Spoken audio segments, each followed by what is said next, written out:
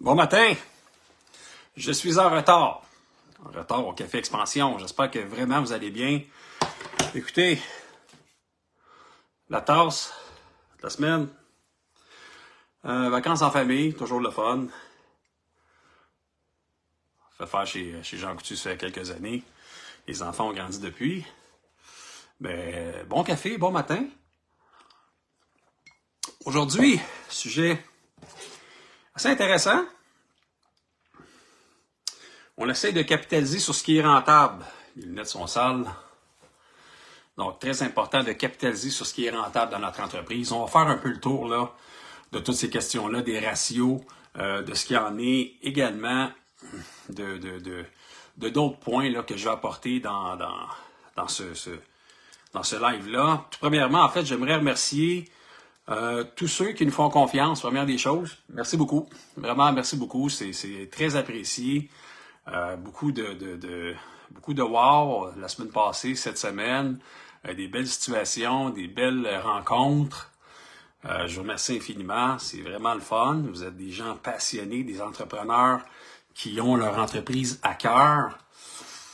Puis nous, on aime ça travailler avec des gens comme ça. Des gens qui sont passionnés puis qui cherchent les vraies solutions pour aller plus vite. Puis c'est ça qu'on fait. Ceux qui ne savent pas encore, on aide les entreprises à générer de la croissance. Donc, on trouve des solutions, on cherche, on met tout en place, des stratégies, ce qu'il faut pour aller chercher de la croissance dans l'entreprise. Quand il peut y avoir certains bloquants au niveau, encore là, soit de l'achat d'inventaire ou de l'achat en fait, le paiement des recevables, il y a des retards et tout ça.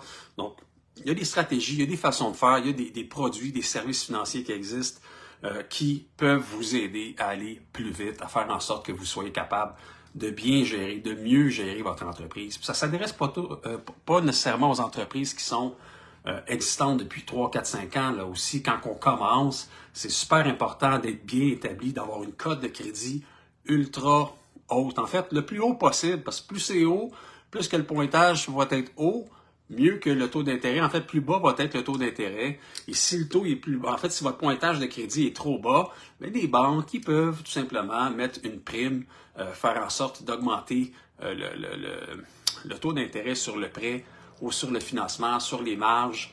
Et tu sais, vous êtes plus à risque avec une cote de crédit Equifax ou TransUnion qui est un peu mitigée.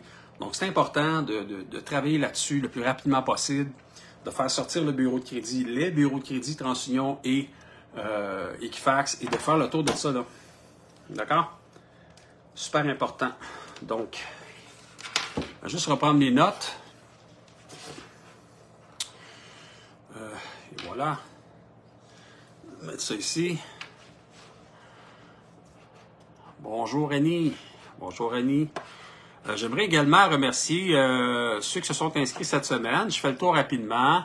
Arnaud, Daniel, Mario, Habib, Patrick, Michel, Jimmy, Richard, Julie, Frédéric, Jodassi, Marc-André, Patrick, Cynthia, Jason et Karine. Merci de vous être inscrits directement à ce groupe, hein, ce groupe d'entrepreneurs, ce groupe de solutions croissance pour entreprises. Et voilà, on va continuer comme ça avec le sujet du jour, en fait. Parlons ratio. On va parler des ratios, de ce qu'il y en est sur votre entreprise, sur la rentabilité de votre entreprise. C'est ultra important de voir à ce que certains ratios soient respectés. Et là, on va parler des ratios de liquidité, ratios d'efficience, ratios de rentabilité, ratios de levier financier. Donc, il y a 4 ratios majeurs qui sont là, qui existent, qui permettent si on veut, de voir là, si votre entreprise elle est en santé ou pas. Et c'est ultra important de regarder ça. Vous savez, vous allez faire un tour même sur le site web de la BDC ou un peu partout et taper là, ces ratios-là, là, écrire l'information. Vous allez avoir le petit descriptif. Je ne passerai pas là, dans les calculs ce matin, ce n'est pas ça l'objectif. Mais au moins de les nommer, que vous les sachiez et de regarder un petit peu là, ce qu'il y en est sur ces ratios-là, voir où vous vous situez là-dedans dans votre entreprise.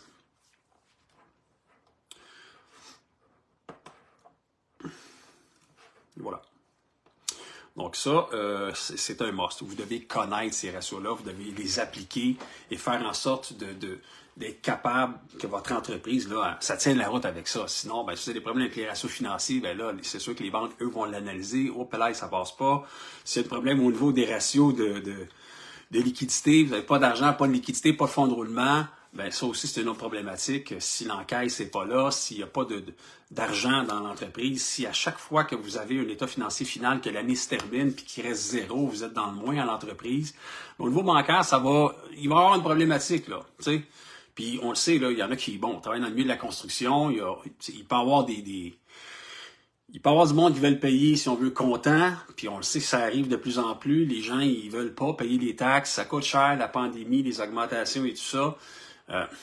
Il y a deux côtés à cette médaille-là. T'sais. Oui, c'est le fun d'être capable peut-être bon, de déclarer certains revenus et et la balance, on sait ce qui se passe avec, mais quand vous arrivez au niveau bancaire, si les revenus sont pas au rendez-vous, vous faites un chiffre d'affaires de 500 000 sur papier, puis qu'il ne reste pas grand-chose au bout de la ligne, mais que dans le fond, vous en faites 800 000, 1 million, ben, tu sais, c'est ça. C'est qu'au bout de la ligne, vous n'êtes pas capable d'aller plus haut, d'avoir une marge de crédit à faire, du fonds de roulement, carte de crédit qui vous permettrait justement de gagner en autonomie dans votre business. Fait que c'est des choses qu'on peut remettre en perspective et faire en sorte d'équilibrer tout ça pour que vous puissiez avoir une stabilité au niveau bancaire, hein, puis que votre entreprise puisse continuer à croître. Sinon, vous allez pogner un genre de plafond. Et vous allez frapper un mur à un moment donné avec cette stratégie-là au noir, là. C'est pas évident. On veut pas que ça arrive. Bon, écoutez, c'est le fun les ratios, j'en parle, mais à part les ratios, puis moi, ceci dit, là, les ratios, c'est le fun, mais moi, je résumerais ça à une seule chose, là, dans le fond, là, tout ce qu'il y en a sur les ratios que je vous ai énumérés, puis je les redis encore une fois, ratio de liquidité, ratio d'efficience, ratio de rentabilité et ratio de levier financier. Ces 4 ratios-là se résument, dans ma tête à moi, au choix que l'entrepreneur fait. Bonjour Julie, ça va bien? Allô? Donc, le choix que l'entrepreneur fait ou le choix qu'il ne fait pas.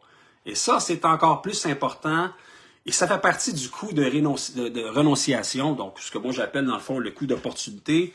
Donc, le fait de choisir une opportunité au lieu d'une autre. Et c'est quoi l'impact du choix qu'on vient de faire? Est-ce que des fois c'est mieux de ne pas faire ce choix-là ou encore là, de dire, bon, écoute, oui, ça va me coûter cher, mais faire ce choix-là, c'est pas évident, ça va être compliqué peut-être un petit peu au départ, mais à moyen long terme, je vais être gagnant.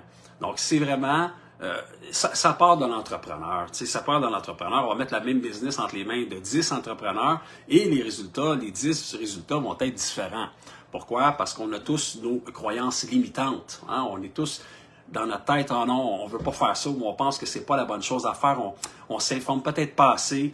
Mais c'est pour ça qu'on est là également aussi. Donc, n'hésitez pas à envoyer des commentaires ou encore là des questions sur le groupe, à nous contacter. Ça va nous faire plaisir de vous donner un bagage supplémentaire, de vous aider à avoir ces notions-là, à comprendre un petit peu, là, puis à voir, OK, quel choix je devrais faire? Est-ce que ça, c'est mieux pour moi? Est-ce que selon, bon, j'ai pas l'habitude avec du prêt privé ou j'ai pas l'habitude avec, tu sais, bon, l'inventaire, il faut que j'en aie plus, mais là, il faut que je paye plus à l'avance parce que là, les distributeurs, eux autres, tu sais, on le sait, la pandémie a vraiment comme fait exploser des situations qui étaient déjà difficiles au départ. Et avec la pandémie, c'est quelque chose. C'est quelque chose. Puis je raconte une petite histoire. J'ai été jouer au golf cet été. Je vais m'en souvenir toute ma vie. Quand je suis arrivé pour mettre de l'essence, il y avait un dépanneur essence, SO. Ben, c'était pas SO, là, c'était une marque no-name, dans le fond. Là. Et j'arrive là-bas, je rentre dans le dépanneur, des palettes dans le dépanneur. Des palettes de stock partout dans le dépanneur. La madame est comme, je m'excuse, je suis vraiment désolé. Elle dit, tu sais, essaie de pas trop regarder ce qui se passe. Elle dit, on n'a pas le choix. On dit, il fallait qu'on achète en gros parce que là, ceux qui nous livrent la marchandise vont livrer 3 fois moins souvent. Aïe aïe, 3 fois moins souvent. Donc, ça prend 3 fois l'argent. Il faut qu'on ait l'argent de liquidité pour acheter là. Puis, il ne repassera pas avant un autre 3 mois ou 4 mois ou 5 ou 6 mois. Il faut stocker plus. Il faut avoir un entrepôt pour stocker ce qu'on a. C'est une problématique qu'il n'y avait pas avant. Donc, ça prend des liquidités, puis des fois, il faut faire des choix. On veut pas mettre notre maison en garantie, on veut pas non plus... on essaie de pas trop se commettre dans l'entreprise, sauf que quelque part, cette situation-là, cette dame-là, dans son commerce, avait pas le choix de faire une action qui est capable pour elle d'avoir des liquidités immédiates pour acheter ça, sinon ça fonctionne plus. Donc, il y a des choses qui ont échangé, qui ont évolué, et vous devez faire en sorte d'avoir le plus possible des liquidités disponibles. Donc, tu sais, allez voir votre code de crédit, faites le tour de ça, allez voir si vous êtes possible à la banque d'avoir une marge supplémentaire. Pas obligé de l'utiliser, mais qu'elle soit là en backup au cas où. Y aura-t-il une autre pandémie? On n'en a aucune idée, on le sait pas, on le sait plus. C'est pour ça que c'est important d'essayer d'être prévoyant un petit peu à l'intérieur de ça, là. Et de faire des choix qui sont peut-être un peu plus réfléchis, de voir au bout de la ligne, bon, écoute, si je décide de renoncer à ce projet-là, est-ce que, au bout de la ligne, je brûle ma rentabilité future? Est-ce que je vais laisser de l'argent sur la table? Ben, ça, c'est à vous de le voir, idéalement comme ça. Donc, il n'y a personne, même le banquier, lui, il va regarder les chiffres au final, mais votre plan de match doit être très clair dans votre tête et vous devez savoir qu'est-ce que vous voulez. Hein? Je pense que c'est ça qui est plus dur aujourd'hui, là, c'est de savoir ce qu'on veut, parce que ça bouge tellement vite. Les business, des fois, il y en a qui changent d'idée, là, dans la même année, ils vont faire, OK, on faisait ça, là, on va se recadrer, Ils veulent tous être à la saveur du jour, là. Puis ça, c'est un danger. Soyez pas bon, soyez extraordinaire à ce que vous faites, et le reste va suivre. Parce qu'il y en aura toujours qui sont moins bons que vous dans cette perspective-là. Si vous faites ce que vous aimez, puis vous le faites à merveille, les gens vont vous reconnaître pour ça. Hein? Donc, et là, à ce moment-là, vous ne serez plus obligé de... Pas le pas de tête, on sait ce que c'est. Hein? Donc, c'est pas mal ça. Je vous invite à regarder ces ratios-là, à aller faire le tour, parce que selon moi, de notre côté, à titre d'entrepreneur, puis je suis entrepreneur également, là. C'est des situations qu'on voit, même de notre côté, OK, quel genre de client on peut aider? Est-ce que je peux aider tout le monde? Ben, la réponse est non. On ne peut pas aider tout le monde. On peut aider des entreprises qui sont rendues à une certaine croissance. Ceux qui sont en démarrage, il y a des choses à mettre en place avant et on est là pour justement vous aider à mettre ça en place. On a des formations justement sur hacker sa cote de crédit. On a aussi un accompagnement qui se fait. On cherche d'ailleurs quelques ambassadeurs. Il reste des places pour une formation, solution de financement entreprise qui a vu le jour tout dernièrement. Une excellente formation. Moi, j'ai jamais vu quelque chose qui existait comme ça sur Internet ou ailleurs.